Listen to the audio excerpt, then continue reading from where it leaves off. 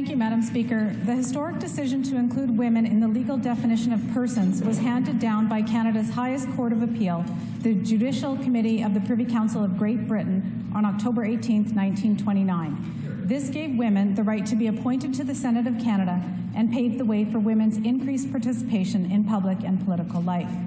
Each year we celebrate on October 18th Persons Day to remind us of how far we've come and how far we still need to go.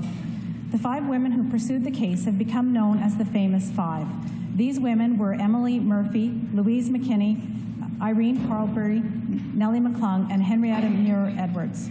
They were journalists, magistrates, and politicians who were influenced by a number of reform movements that took root in the early 20th century. Their arduous legal quest, which began in 1927, resulted in a milestone victory and was a turning point for equality rights here in Canada. Throughout our country's history, women in Canada have worked tirelessly to break down barriers and claim their place as equals. Our past is filled with stories of extraordinary women who stood up for their rights and advanced gender equality for all.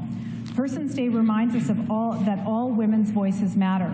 When women step forward and make themselves heard, the change they create benefits us all. Activism for gender equality did not begin, nor did it end with the famous 5. By the time the famous 5 began pursuing the Persons case in Alberta in 1927, they had benefited from the legacy of a long line of diverse and influential women who had overcome barriers and advanced equality in their oon time.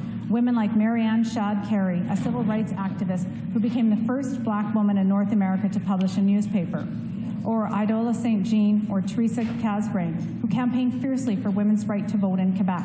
Then there's Mary Tuax-Early, who fought on behalf of Indigenous women who lost their official status when they married non-Indigenous spouses.